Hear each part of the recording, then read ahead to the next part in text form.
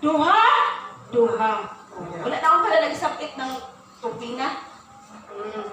No? Inana, no? So, diri sa 1 Corinto 5:21, atong basahon.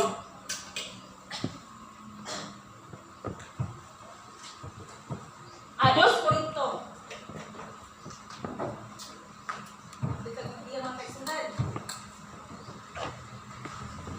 Basta.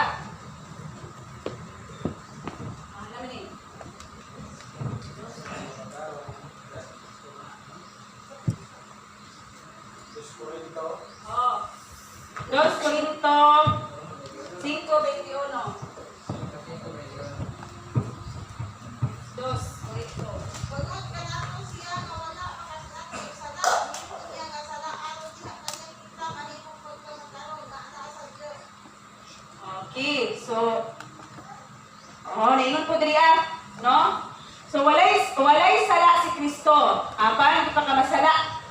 Di pa ka masasala siya sa Dios aron kita sa atong pagkahiusa kaniya makapaton sa pagkamatarong sa Dios. Subot pasabot mga kaigsunan nga si Kristo ra gyud, no? Si Kristo ra gyud diha kita makaangkon og kaluwasan mga kaigsunan, no? Diha kang Kristo makabaton og makaangkon kita og kaluwasan. So, buot pasabot mga kaigsunan nga ang otoridad nga gihatag sa Dios kanato diha lang gyud kaniya. No? Mao bitaw na sa pananatong plano, di ba, musanghit gyud ta sa iya ha? No? Dili ta magura-urada o kanang desisyon sa atong kinabuhi. Kay tungod kay siya man gyud ang tag-iya gud sa atong kinabuhi, no? Siya man gyud diha kaniya makabaton ta og kaluwasan, no? So, may mga diha kaniya makabaton ta og kaluwasan. So atong sayron, no? Atong sayron ang si Ginoong Hesukristo nga mayon siya walay katapusang, di ba, mayon ta dingo diha sa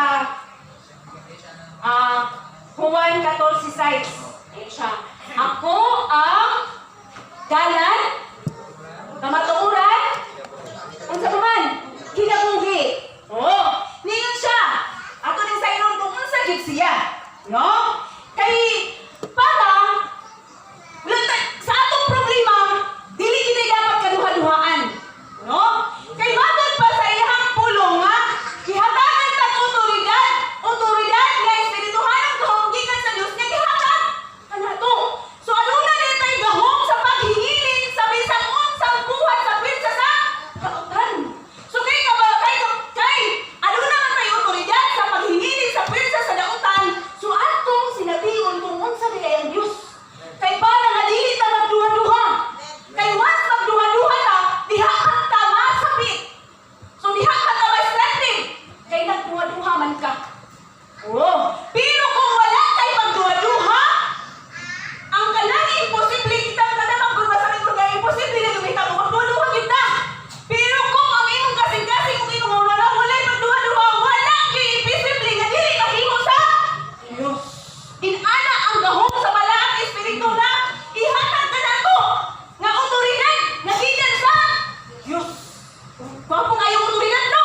Nga wala kang magduha-duha, imo gyud maangkon ang gahom nga gipakunsan sa balaang espiritu diha sa imong kinabuhi. Kay nga naman niingon siya sa Juan 1:21 nga unsa man kung midawat ka o bila ka sa Dios, mahimo kang isipon kaniyang anak sa Dios. So, niingon kang anak sa Dios, gihatagan na ng otoridad kay anak man ka sa Dios. Okay? So, atong ilhan kung unsa siya.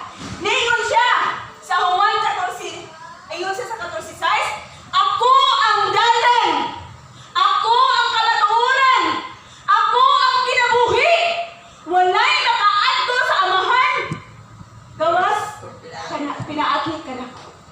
So, klaro kayo, ayaw na pagduha-duha, kay siya ang dalan, siya ang kamatuoran, siya ang kinabuhi.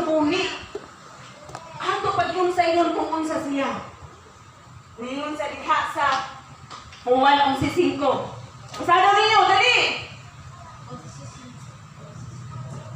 Ay. Pamanay ka. Oh, yung 11:5. On si Jesus nang migupak kang Marta o sa iyang sa babae o kang Lazaro. Di mahal, Jesus. 11:5. Oh. On si Jesus nang migupak kang Marta o sa iyang sa babae o kang Lazaro. Okay.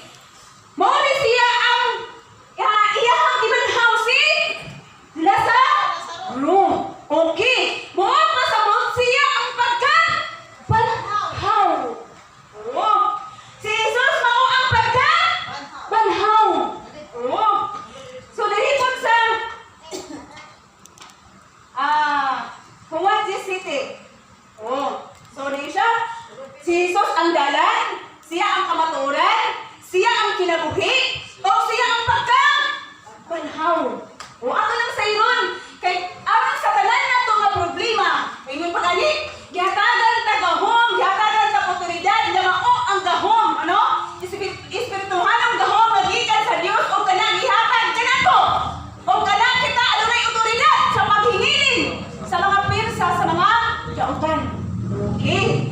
Okay, so siya ang pagka-banhaw.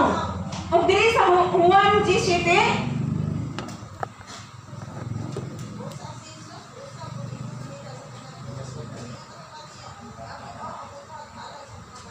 oh, so, yun siya. Ako ang ganghaan sa mga karnino. Muhisgot kita ganghaan luksanan. Puntahan, agianan. Oh, so, siya ang ganghaan sa mga karnino. Kinsa man ang karnino? Kita nga mga anak sa Diyos. Oh, nga nang magduha-duha pamanta nga siya man ang atong puntahan sa atong kinabuhi. Oh, kinahanglan dahil nga mailan na to na, no? Kay once na mailagin na to kung kinsa gid siya, makuha-kuhaan ang atong pagduha-duha. Kuha-kuhaan ba? Ha? Naipagkakana sa balong kamay. Oh, sige, takutan Kanang hisgot man tao kanang mahitungod sa pag-discovery kung unsa si Jesus. Pero sa iyang pagpanayag sa sumasa ito, naang kamatuguran, naang kinabuhi, murag huwag mapulang matupad na sa Biblia. Pero sa nahitabo, sa kanapungutanan ni nga aron magkuhaan na ito pagtulunan ko, nga unsay mga bilyon o unsay mga sikrito nga wala matupad siguro sa usa ka Kristiyano. Sama kang Almeida sa unang panahon nga di ba dunay mga kining nahitabo niya nga samtang adto siya dito sa lugar nga mga murag critical area unya nahibaluan niya nga murag critical gyud hingadto siya pat dumo unsa may nahitabo mura o niabot ang panahon nga dunay mga pagpasok tingali sa mga kauban o sa iyang kaugalingon tungod kay murag unsa maka atong ning isa-isahan kay na may mga pastor ng mga pagtagas ng mga Dato po ito po yung bida. Ito. Hindi na mga pastor nga nung yung siya. Kaya siya magbuo. Sa ako nga, paring karon, karang ko ito, loko na itong gurgan. O na kung yung niya nga, ang akong himdas ng asawa na ibang Diyos. Wala yung iso. O unsay ang bibuhat, sapa ka sa yawa. Kaya nung gamsur ka rawa, kada dapat hindi labas na, hiluan na din si Kristo, alam din sa Diyos, pagkudan na si Diyos. Na ako'y gurganan. Usa karon ako rin sa Aplan. Ko may lain Kristo doon ngayon sa ako. Tamba kanihan doon. O tampon mayo ni. Nasakpan ako gawa ko yung Kristo ang pagtuon sa pagtuon. Oh, kaya naman, paano mamoy yung isang sa buha? O samantala ako po katulungan ko. Hindi ako gibuhat. Oh, ko may lain do kaya may pasto mo doon. O may gano, adili pa na sala. Ang akong imot pa sa bawat kaon lang ako. Para hindi mo tawag na ako imumupir. Ang mga pisina karon o hindi Kristo, kung ikaw mo totoo, si Jesus dili mo makabilos, dili makaubos. Ibayo, di mo siya itugyan, kayo siya. Okay, sumunod pa sa yung pastor, sakto kang pagsalig. Ako na tungal. Oo. Oo, masabag ko, gano'n ka ito imo gisulti. Di mo ano na, magkabi ah. Kapag ko, wala ba kinsanan? Ang abolisyon niya, kato nagkasabot, at kayo, di, buha, apelido yun siya. Pagto, patay yun. Na satisfied ka sa tubag? O di, lahi? Lahi? O saman? Adit tingali. Oo, kung ito nga sa iya itong katungon. Oo. Pero, basin og napay laing mga si pastor o kinsa pa'y malaing magka. Sige. Sa Sige, pag-isip. kaya. Wala sa kayo naman. Basta kayo na, di kayo nasa unan, kayo. Otoridad ko di siya sa pagkaanak sa Diyos. Discover sa iyang Kung hindi siya, kana ang... Pero, napaala pa kamay. Kung pranditan kung sa'y mahitabo, dili man siya magmahay. Wala may mabasol niya. So, di ko siya mahayon or kung sa'y mahitabo sa ihang kaugalingon. Nga naman, Pero kato si Almeida na naingon siya nga, kanang totally sumok ko sa Diyos. totally yielded siya sa iyang kaugalingon. Oh. Sa ato pa dili mabasol. Kay ang sa diha nga ang tao, mga lagad yun sa Ginoo, mo produce ang gahom sa Ginoo. Okay, sige.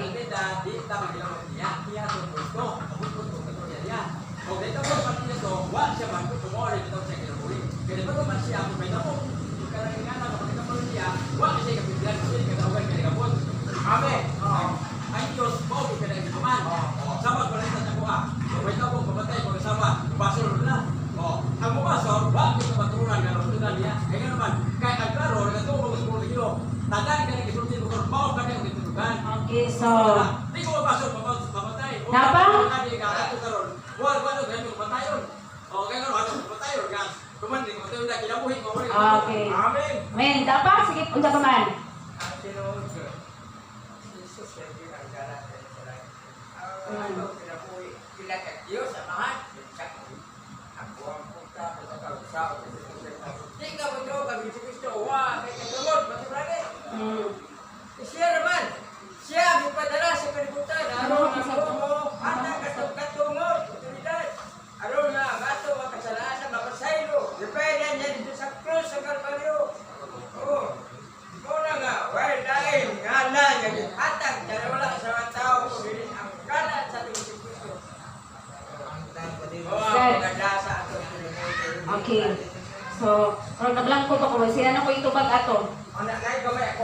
Sige. Ako na yung last, kaya ako muna ako. Kani mahitungod sa imong ani. Ato makita bisan si Kristo dinodin sa Kristo no. Pero kwartahan.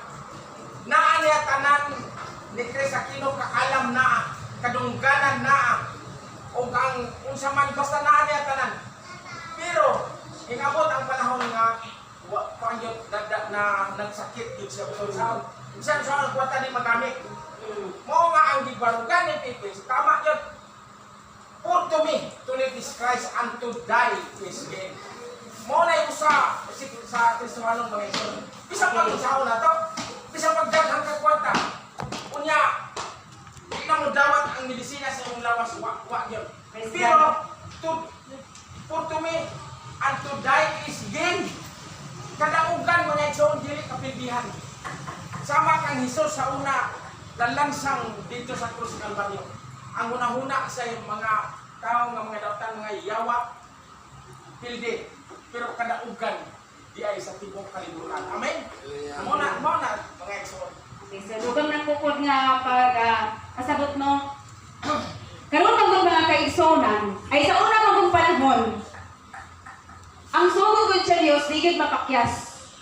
Ang iyang yung mga plano dili gid mapakyas. Kung naa siya plano sa una, di ba makaistorya man ato siya? Ato si Jonas, gisugo niya na ato dito di ba wala siya ni ato?